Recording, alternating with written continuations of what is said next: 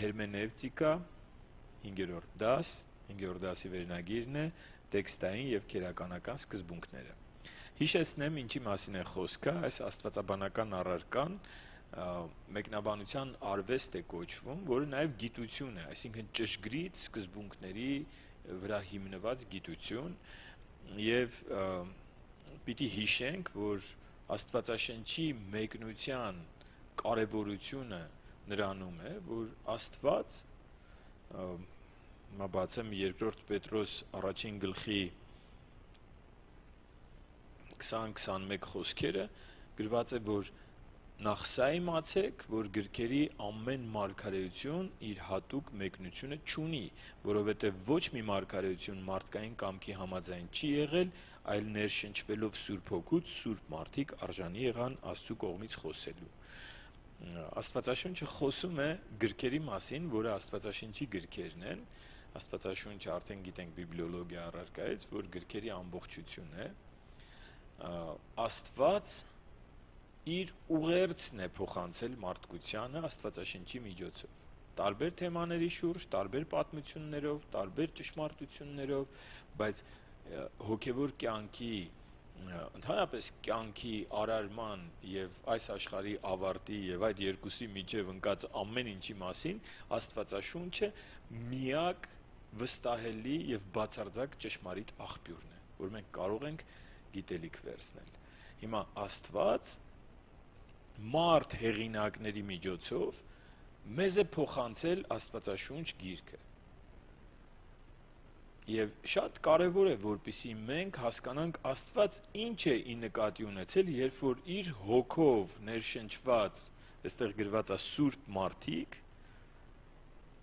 արժանի եղան Աստծու կողմից Աստծու խոսքերը փոխանցելու մեզ։ Ինչ ի նկատի ուներ Աստված, եւ նախորդ դասին մենք պատմամշակութային համատեքստի սկզբունքները քննարկեցինք, այս դասին քննարկելու ենք տեքստային եւ քերականական սկզբունքները։ Հատկապես միջնադարում քրիստոնեական եկեղեցին շեղվեց ճշմարտությունից, որովհետև Աստվածաշունչը ընթերցելիս ամեն մեկը հասկանում էր այնպես, ինչպես իրեն էր հարմար։ Եվ եկեղեցական շեղումները հենց այդպես էլ լինում են, այսինքն, երբ որ օրինակ վկաների հիմնադիրը, երբ որ կարդում է այնտեղ դժոխքի մասին ու հավիտենական տանջանքի մասին, գիտեք, Տեր Հիսուսը խոսում է այդ մասին եւ ընդհանրապես Աստվածաշնչում շատ պարզ հստակ է, որ լինելու է դժոխք եւ կրակել լիճը եւ կրակել լճում տանջանքը լինելու է հավիտյանս հավիտենից, այսինքն ինքը չի դադարելու եւ անհուսություն է այնտեղ, կրակը այրելու է ու մարդը չի մեռնելու, տանջվելու է, որդը գրածա ուտելու է եւ չի վերջանալու, մի խոսքով գրված է։ Հիմա ինչ է կարծում, երբ որ վկաները այս հատվածները կարդում են, ինչ են ասում, բնականաբար իրանց հարմար չի ընդունել դա եւ իրանք ասում են դա օրինակ փոխաբերական իմաստով է գրված։ Տեր Հիսուսը, որ աղքատ Ղազարոսի եւ հարուստի պատմությունը պատմում է, իրանք կարդում են իրանց Աստվածաշնչի, թեև իրանց Աստվածաշունչը շատ փոփոխված է, բայց իրանց Աստվածաշնչի մեջ էլ դա կա գրած։ Ասում են, որ դա ուղղակի առակ էր։ Հիմա հաջորդ հարցն առաջանում ինչու է, եթե դա ճշմարտություն չի, եթե այդպիսի բան չկա, ինչու է Տեր Հիսուսը առակի մեջ մոլորություն մեզ սովորեցնում, դրան իհարկե շատ չեն մտածում, որ հասկանան, որ դա առակ չի, դա պատմություն է, բայց անգամ եթե դա առակ ես վերցնում, այնտեղ բան է ասում Տերը, ասում է հարուստը կրակների մեջ տանջվում էր։ Ու բայց ամեն մեկը, սա վկաներին ասեցի, բայց շատ մարդիկ կան, որ կարդում են Աստվածաշունչը ու իրենց եկեղեցական պատկանելությանը հարմար այն մնացած մասը ասում են, դե սա մշակութային առանձնահատկություն էր, սա այն ժամանակվա համար էր, այս բառը սա չի նշանակում, այս բառը նա է նշանակում։ Հիշենք Պետրոս առաքյալի խոսքը, որ ասում է, սա իմացեք, որ գրքերի ամեն մարգարեություն իր հատուկ մեկնությունը չունի։ Սա նշանակում է չկա այդպիսի բան, որ ժողովուրդը ասում է, քո համար դա է նշանակում, իմ համար էլ սա է նշանակում։ Այդպես չկա, Աստվածաշունչը ասում է կա մեկ ճշմարտություն, այն, որ գրվեց Աստված ի նկատի ուներ փոխանցելիս։ Եվ Աստծո հոգով ներշնչված մարդը դա գրի առավ։ Միայն սա է ճշմարիտ, եւ մենք, եթե Աստծուն սիրող, Աստծո խոսքը հարգող մարդիկ ենք, պիտի նվիրվենք ճշմարտությունը իմանալուն, ոչ թե մեզ հարմարը։ Ինչից խոսքս եկավ, որ հատկապես միջնադարում Աստվածաշունչ ընթերցող հիմնականում այնտեղ հոգևորականներն էին Աստվածաշունչ ընթերցում եւ ընթերցում էին Աստվածաշունչ, այսինքն այսպիսի հասանելիություն չկար, որ հասարակ ժողովուրդը Աստվածաշունչ ընթերցեր, կամ դասավանդողները, ուսուցիչները կամ հոգևորականները, շատ հաճախ դրանք երկուսն էլ նույն մարդիկ էին, իրենք էին ընթերցում Աստվածաշունչը եւ ընթերցում էին, որպեսզի մնացած ժողովրդին փոխանցեն, սովորեցնեն ճշմարտությունը եւ իրենք վերցնում էին ու հասկանում էին բառերը այնպես, ինչպես իրենց էր հարմար։ Մենք հաջորդ դասին կխոսենք խորհրդանիշների մասին, բայց անգամ վերցնում էին, երբ որ ուղիղ գրված էր ինչ-որ բան, սա վերածում էին ամեն բառը, վերածում էին խորհրդանիշների եւ այդ խորհրդանիշների հետևում դնում էին իրենց հարմար իմաստը, որպեսզի ոչ թե վերցնեն այն, ինչ որ Աստված է դրել Աստվածաշնչի մեջ, այլ մարդկանց տային այն, մարդկանց փոխանցեին այն, ինչը որ իրենք են հարմար գտնում, իրենց վարդապետությանն է հարմար։ Եվ այսպես ծնվեցին բազմաթիվ մոլորություններ։ Հիմա մենք մեկնաբանության արվեստ հերմենևտիկա դասի սահմաններում պիտի փորձենք հասկանալ, հատկապես այս դասը, որ նվիրված է տեքստային եւ քերականական սկզբունքներին, պիտի փորձենք հասկանալ բառերի սկզբնական իմաստը եւ քերականության սկզբնական կառուցվածքը, որպեսզի բացահայտենք այն իմաստը, որը փոխանցել են Աստծուց, այստեղի բառերով ասեմ, Սուրբ Հոգուց ներշնչված սուրբ մարդիկ, որ հեղինակել են Աստվածաշունչը, որովհետև կա մեկ հեղինակ, որ ներշնչել է բոլորին, եւ այս սուրբ մարդիկ Սուրբ Հոգուց ներշնչված գրել են, եւ մենք պիտի փորձենք բացահայտել։ Եվ առաջին թե երկրորդ դասի մեջ էր, որ խոսեցի էգզեգետիկայի մասին, սա տեքստի էգզեգետիկան օգնում է, որպեսզի հասկանանք տեքստի նշանակությունը, իսկ հերմենևտիկան կիրառում է սկզբունքները եւ արդեն մեկնաբանության ժամանակ մենք հասկանում ենք ճշմարտությունը որն է, որ գրված է Աստծո խոսքի մեջ։ Ինձ շատ է օգնում այս հարցում, որպեսզի հասկանամ իսկ ինչ է այնտեղ գրված իրականում։ Գիտեք, թարգմանությունների մասին խոսել եմ, կարծեմ նաեւ խոսել եմ ահավոր մեծ սխալների մասին, եթե հիշում եք նորարարատ թարգմանության մեջ, որ հիմա մենք էլ ենք այդ թարգմանությունը ընթերցում, եւ եթե գիրք ենք նվիրում, գնում ենք այդ թարգմանությունն է, որովհետեւ ժամանակակից հայերենով է, այնտեղ ահավոր սխալներ կան եւ մեկը ընդհանրապես վարդապետական կոպիտ սխալ է, սրա մասին ասել եմ մեկ անգամ եւս զգուշացնեմ հայտնության գրքում, երբ որ խոսվում է սուրբերի աղոթքի մասին, որ խունկի հետ միասին բարձրանալու Տիրոջ գա, գրված է սուրբերին, ոչ թե սուրբերի աղոթքը, այլ սուրբերին ուղղված աղոթքը։ Եվ տեսեք ինչ է դառնում է մոլորություն, այսինքն մոլորության հիմնավորում սուրբերին աղոթելը ինքը մոլորություն է, որտեղ դա կռապաշտություն է, Աստծուց բացի ոչ մեկին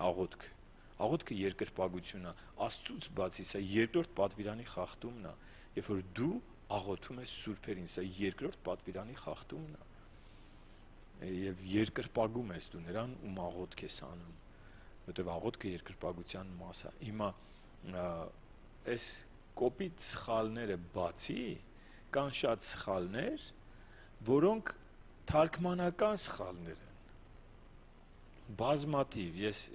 առաջին հայացքից մի հատ sense նոր կտակարանը ընթերցել եմ եւ մոտ 50 այդպիսի, եթե չեմ սխալվում, կարող է մի փոքր թիվը տարբերվի, բայց մոտ 50 այդպիսի ակնհայտ սխալներ։ Իսկ ինչպես եմ ես բացահայտում, ես չգիտեմ հունարեն, ինչպես եմ ես բացահայտում այդ սխալները, ինձ օգնում է Աստվածաշունչ, որը կոչվում է տողատակի թարգմանություն։ Տողատակի թարգմանությունը շատ օգտակար թարգմանություն է, ովքեր էլեկտրոնային աստվածաշնչեր ունեն, կարող են ներբեռնել այդ թարգմանությունը եթե օրինակ տիրապետում եք ռուսերենին, իմիջիալոս կա եւ ռուսերեն եւ անգլերեն, ցավոք սրտի չկա հայերեն, սա էլ աղոթքի թեմա է, որ աղոթենք լավ հայերեն տողատակի թարգմանություն լինի, ահռելի մեծ աշխատանք է, բայց ես հավատում եմ, որ դժվար է սկսելն է այդ աշխատանքը, եթե սկսենք մի օր Տիրոջ կամքով նաեւ ավարտին կհասցնենք, տողատակի թարգմանությունը ինչ է իրենից ներկայացնում, գրված է հունարեն բնագրի բառը եւ տակը գրված է, ասենք ռուսերեն կամ անգլերեն, ձեզ հասանելի լեզվով, այդ բառի բառացի նշանակությունը։ Եվ ինչ շատ է օգնում, որպեսզի հասկանամ իրականում, օրինակ եթե բացեք այդ հատվածը սուրբերին ուղված աղոթքագրված նորարար թարգմանության մեջ, բացում եք այդ հատվածը տողատակի թարգմանության մեջ եւ ընդհանրապես բոլոր աստվածաշնչերում այդպիսի բան չկա, սա ծուռ վարդապետության նորամուծությունն է, որ մուտք է ունեցել աստվածաշնչային ընկերություն է կոչվում, ընկերակցություն, իրանց մոտ մոլորությունը սողոսկել է եւ ոչ ոք չի կարողացել դրա դեմը առնի։ Հիմա բացի տողատակի թարգմանությունը, տողատակի թարգմանության հետ զուգահեռ կա նաև այսպիսի մի աստվածաբան ա եղել Strong, որը համարակալել է բնագրի բոլոր բառերը, պատկերացնում եք։ Այսինքն այնտեղ աստվածաշունչ կա, որ Strong-ի համարներով է, եւ տողատակի թարգմանություն էլ կա Strong-ի համարներով, բառերը համարակալած են, եւ դուք կարողանում եք այդ բառերը օրինակ տեսնել այսինչ բառը, չգիտեմ, 1024 համարի տակ եղող բառը, որտեղ է ուրիշ հանդիպում Աստվածաշնչում։ Շատ հետաքրքիր է սա, որովհետև ոչ միայն դուք բառն եք տեսնում, այլև տեսնում եք Աստվածաշնչում, որովհետև կան բառեր, որոնք տարբեր տեղերում օգտագործվել են եւ թարգմանության մեջ դու դա չես տեսնում։ Բայց երբ որ սկսում ես համեմատել այդ բառը, էլ որտեղ է հանդիպում, դու իմաստն ես հասկանում։ Եվ մենք կարողանում ենք հասկանալ իրականում այդ իմաստը կա այդ բառի տակ, թե չկա։ Բառի իմաստը բացահայտելու համար նաև կայքեր կան, որտեղ ոչ միայն տողատակի թարգմանությունն է, ոչ միայն Strong-ի համարներն են, որ ցույց է տալիս այդ բառի թե որտեղ է հանդիպում Աստվածաշնչում, որ կարող եք այդ հատվածները ընթերցել, այլև տալիս է, թե այդ հունարեն բնագրի բառը հունական գրականության մեջ, որ հեղինակի, որ ստեղծագործության մեջ ինչ է նշանակում եւ ստեղծագործության հատվածներ կա։ Այսինքն, տեսեք, գիտնականները, աստվածաբանները մեծ աշխատանք են կատարել եւ եթե մեկը ուզում է ինչ-որ բառի իմանա իսկականից դա այդպես է թե ոչ, իհարկե սա աստվածաշունչ հասարակ ընթերցողի համար չի, սա ուսումնասիրողի համար է, ինքը կարա մտնի եւ հասկանա այդ բառի նշանակությունը եւ կիրառությունները անգամ հունական գրականության մեջ։ Բայց այստեղ պիտի զգույշ լինենք, որովհետեւ շատ դեպքերում հունական գրականության մեջ բառը կարող է այլ իմաստով կիրառվել եւ հոգեվոր գրականության մեջ Աստվածաշնչի մեջ այլ իմաստով կիրառվել եւ այստեղ նույնպես հարակից գիտելիք է պետք։ Մեզ օգնում է նաեւ բառի ծագումնաբանությունը։ Ինչպես է այդ բառը ձևավորվել, ինչ բառերից է կազմված, նաեւ շատ կարեւոր է թե ինչ է նշանակել այն ժամանակ, երբ որ գրվել է այդ բառը։ Օրինակ, մենք խոսեցինք սուրբեր արտահայտության մասին, չէ՞, օրինակ, ինչ է նշանակել, երբ որ Պողոս առաքյալը գրում էր, օրինակ, բարև տվեք այսինչ եկեղեցու սուրբերին, ինչ էր դա նշանակում։ Դա նշանակում էր մեր ժամանակի, ասենք, չպատրաստված, հոգեվորապես չպատրաստված մարդը կմտածի, որ այն ժամանակ, չգիտեմ, օրինակ եմ ասում, եկեղեցու պատերին սուրբերի նկարներ կար եւ ինքը ասում էր այդ նկարներին բարևեք կամ կարա ասի այդ սուրբերը դեռ չէին մահացել, իրանք ապրում են այդ եկեղեցում եւ ասում էր այդ հատուկ, որ ասենց սուրբ, չէ, հիմա էլ բառ կա, որ Աստվածաշնչում չկա, մինչեւ սուրբ դառնալը սրբակյաց են լինում, այսպիսի աստիճաններ են մարդիկ մշակել, ասում էր օրինակ կարա հասկանա այդ եկեղեցու սրբակիացներին կամ սուրբերին բարևներ փոխանցի, բայց երբ որ մի փոքր ուսումնասիրում ես, հասկանում ես, որ սուրբ բառը այս իմաստով կիրառվել է եկեղեցու բոլոր հավատացյալների առումով։ Այսինքն սուրբ նշանակում է բառի սկզբնական իմաստը առանձնացված, եւ այս մարդիկ աշխարհից առանձնացված որոշել են, որ չեն ապրելու աշխարհի սկզբունքներով, ապրելու են Քրիստոսի աշակերտի կյանքով, Քրիստոսի փոխանցած ճշմարտություններով, եւ իրանք առանձնանում էին աշխարհից եւ կազմում էին եկեղեցի։ Եվ Պողոս առաքյալը, երբ որ ասում է, կամ Հովհաննես առաքյալը, երբ որ ասում է, օրինակ, սուրբերի աղոթքները այդ անուշաբույր խումքի ծուխի հետ բարձրանում են, դրա նմանությամբ բարձրանում են երկինք, ի նկատի չունի հատուկ եկեղեցում սրբադասված մարդկանց աղոթքների, նկատի ունի եկեղեցու անդամների աղոթքները, կամ եկեղեցի բառը։ Հիմա եկեղեցի բառը շատերը, որ լսում են, հասկանում են շենք։ Շատ ավետարանականներն էլ այդպես են ասում, եւ հասկանում են շենքը, գնում ենք եկեղեցի։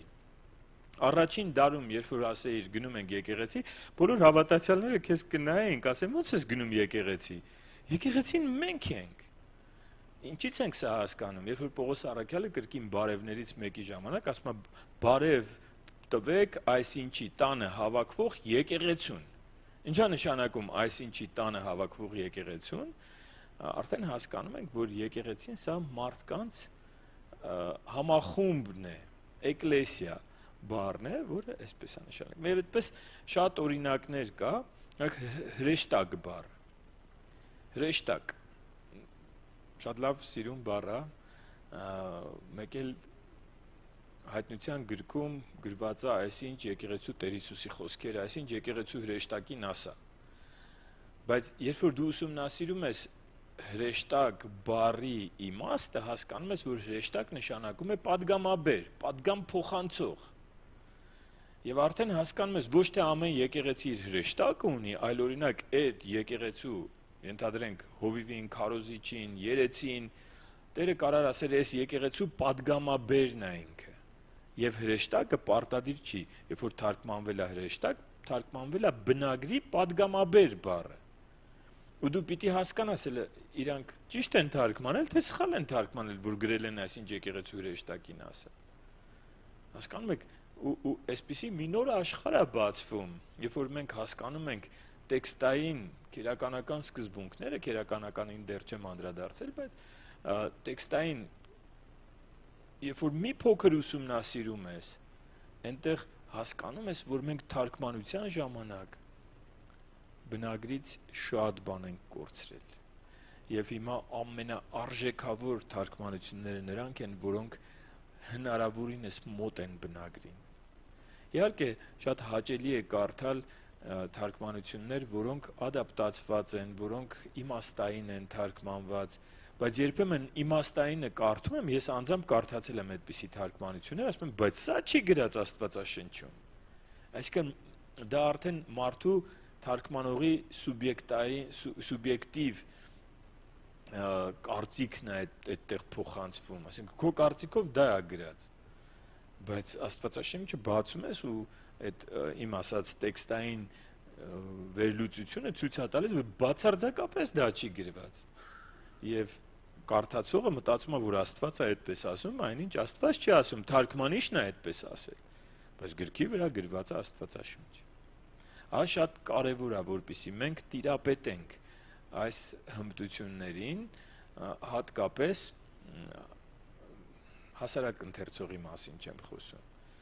ծառայողների մասին եմ խոսում, Աստվածաշունչը ուսումնասիրողների մասին եմ խոսում։ Շատ մեզ օգնում է, երբ որ մենք ուսումնասիրում ենք բառի տարբեր կիրառությունը։ Օրինակ, նույն բառը կարող է տարբեր իմաստներով կիրառվել։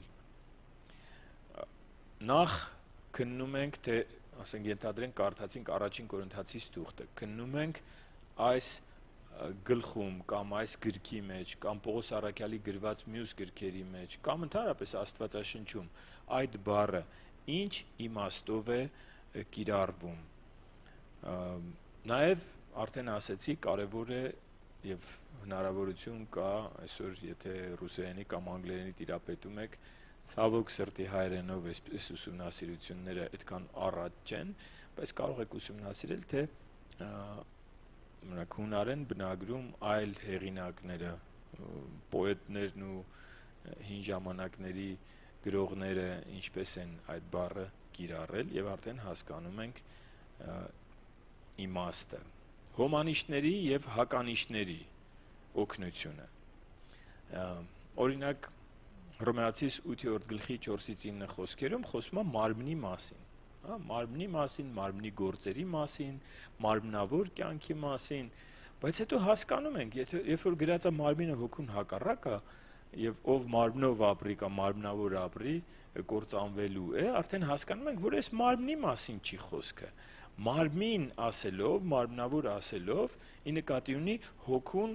հակառակ ընթացքը, մեղավոր բնույթը, մարմնական ցանկությունների տեղ տալը մարդու կյանքում, եւ սա է մարմնավոր կյանքը։ Ով ըստ մարմնի ընթանա կմեռնի, կկործանվի, ով ըստ հոգու կապրի։ Եվ հականիշները իրենք ցույց են տալիս։ Օրինակ Հռոմեացիս 6:23-ում գրված է մեղքի հատուցումը կամ մեղքի վարձքը մահն է, չէ՞։ Հիմա ինչ մահի մասին է խոսքը։ Մենք պիտի հասկանանք, այստեղ հասկանում ենք, որ ֆիզիկական մահը չի այստեղ, որովհետև գրված է դրանից հետո հավիտենական կյանքի մասին։ Ու մահ ասելով, օրինակ սկսում ենք ուսումնասիրել հայտնության գրքում խոսվում է երկրորդ մահվան մասին։ Երկրորդ մահի ժամանակ մարդիկ չեն մահանում։ Առաջին մահի ժամանակ ֆիզիկապես մահանում են։ Երկրորդ մահը դա հավիտենական տանջանքն է կրակել լճի մեջ։ Եվ երբ որ սա հասկանում ենք, հետ ենք գալիս Հռոմեացիս 6:23-ը ու հասկանում ենք, որ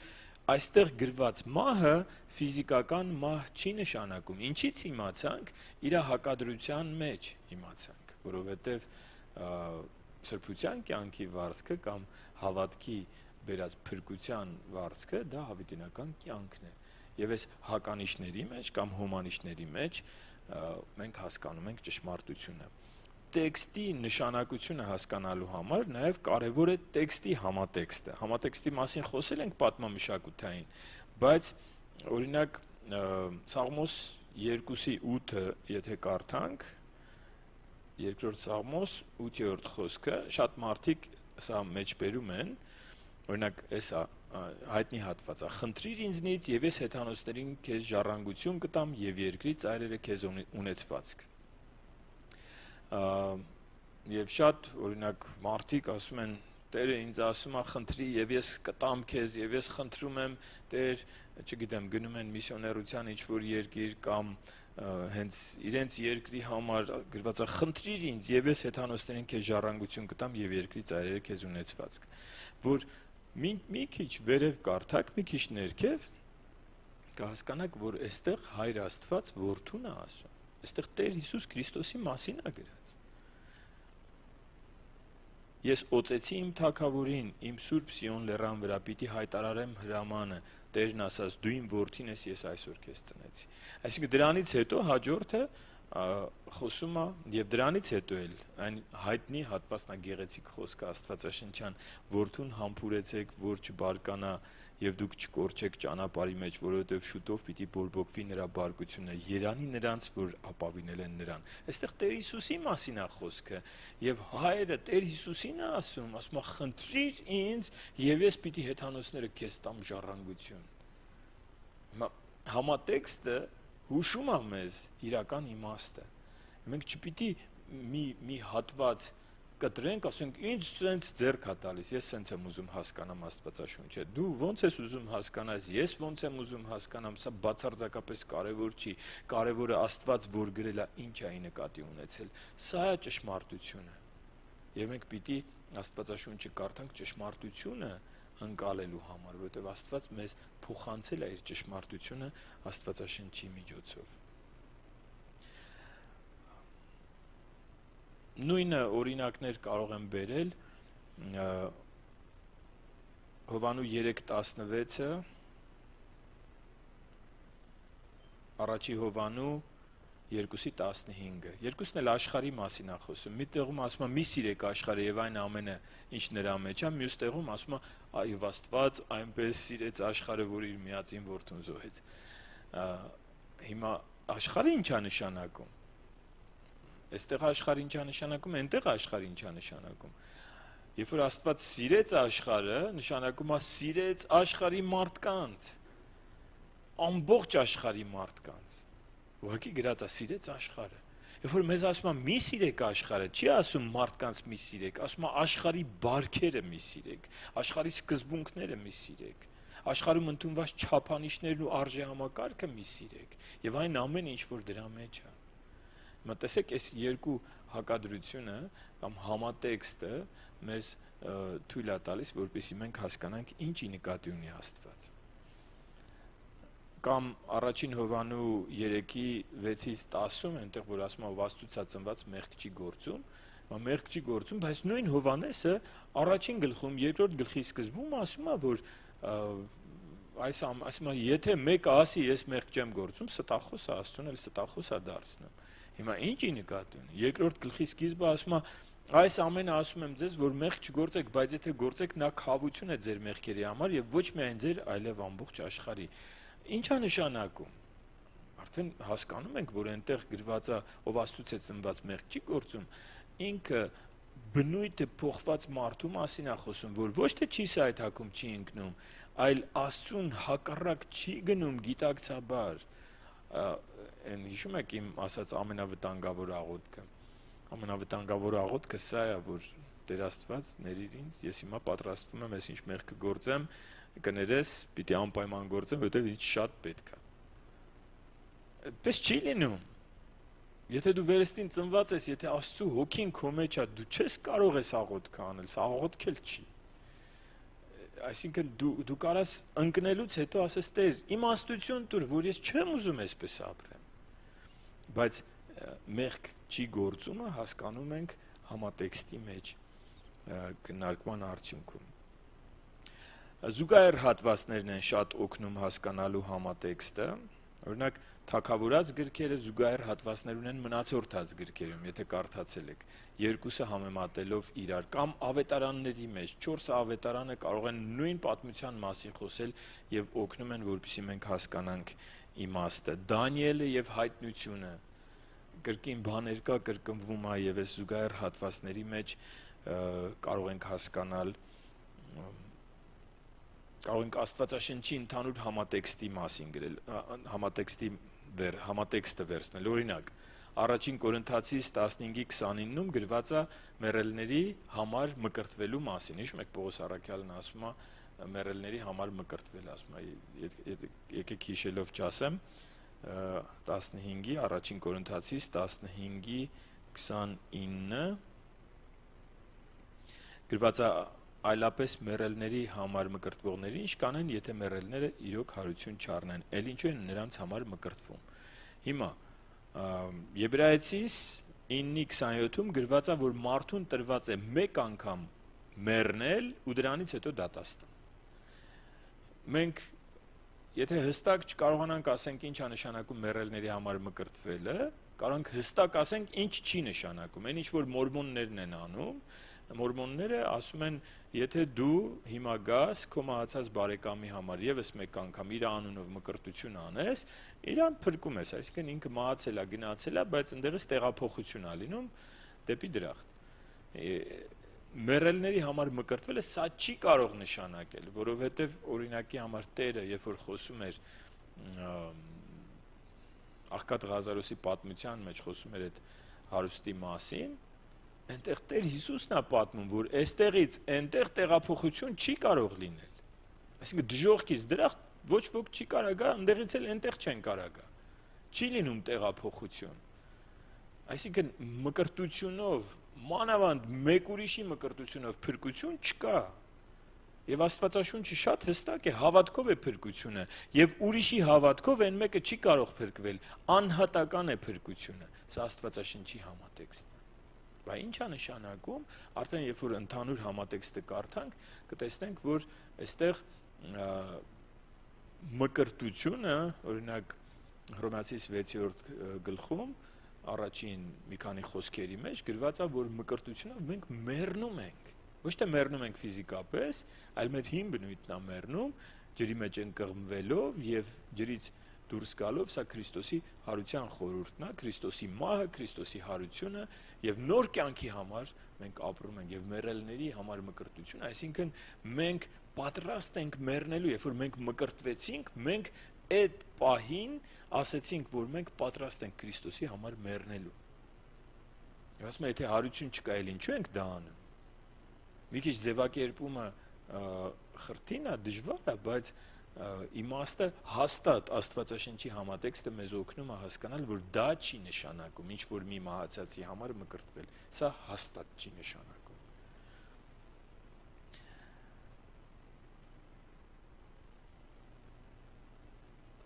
Ես մեկ հետաքրքիր ուսումնասիրության ժամանակ օրինակներ էին նայում եւ աստվածաբանները շատ հետաքրքիր օրինակ էին բերել, որ ինձ շատ են տալիս այս հարցը։ Մատթեոս ավետարան 16:28-ում,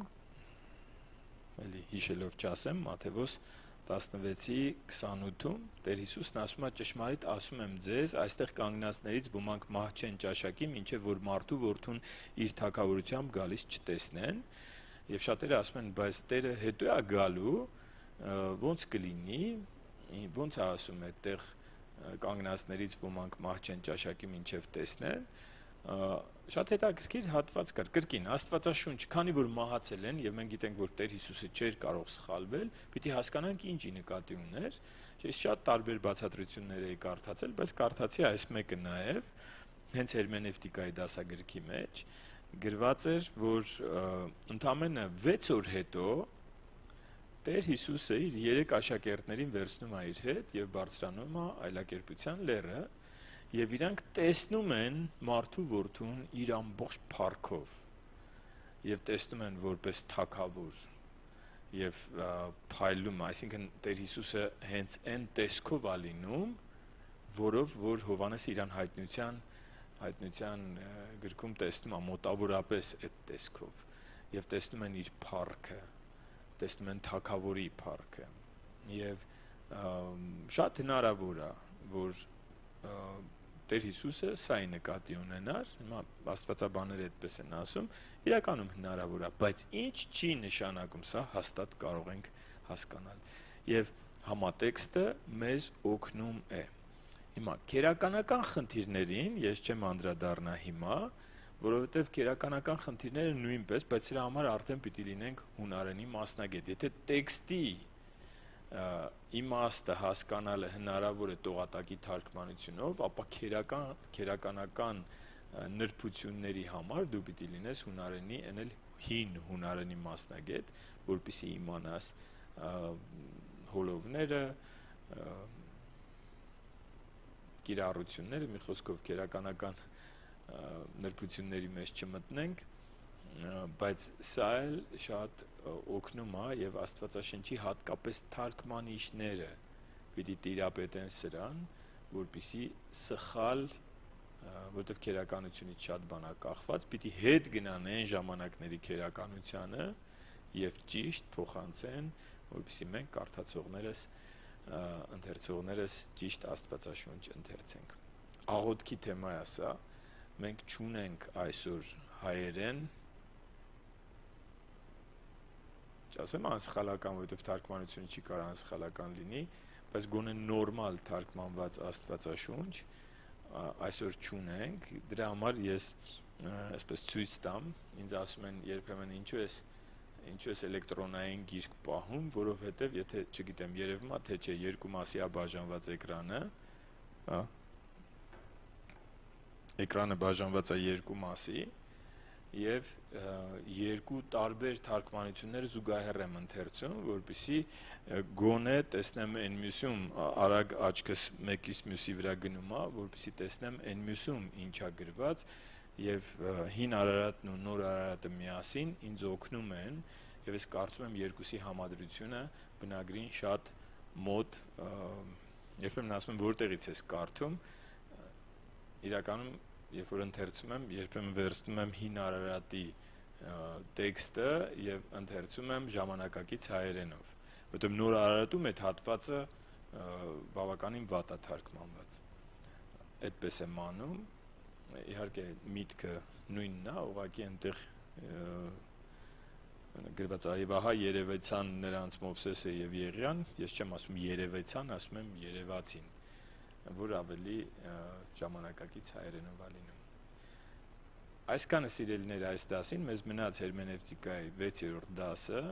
եւ նաեւ աղոթեք, բավականին հետաքրքիր դաս է խորհրդանիշների, ալեգորիաների, փոխաբերական իմաստով, մի խոսքով սկզբունքները, երբ կարող ենք նման մոտեցում ցույց տալ եւ երբ զգուշանանք նման մոտեցում ցույց տալուց եւ եթե խորհրդանիշեր են օգտագործված, ինչպես ճիշտ մեկնաբանենք դրանք, սա լինելու է հաջորդ դասը։ Առաջարկում եմ կանգնենք աղոթքի։ Մեր Տեր, մեր Աստված, շնորհակալ ենք քեզնից քո խոսքի խորությունների մեջ մեզ առաջնորդելու համար եւ աղոթում եմ, որպեսզի հպվես յուրաքանչյուրի սրտին եւ հատկապես այս դասերը օգտակար լինեն քո խոսքի ծառայողներին, քո խոսքի մեջ խորություններ փնտրող մարդկանց եւ գիտելիք ու օրհնություն լինի մեզանից յուրաքանչյուրի համար։ Հատուկ խնդրում եմ Տեր, որ մասնագետներ բարձրացնես հայերեն լեզվով բնագրին հնարավորինս մոտ աստվածաշնչյան թարգմանություն ունենալու համար եւ քո օգնության կարիք ունենք, գիտենք, որ դու միշտ ունես մարդիկ,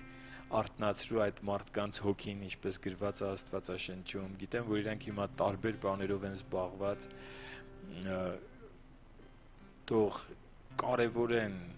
այն տաղանդները, որ դու պարգևել ես եւ ներդրվեն այս բարդ ժամանակատար, բայց կարևոր ու օրհնյալ գործի մեջ,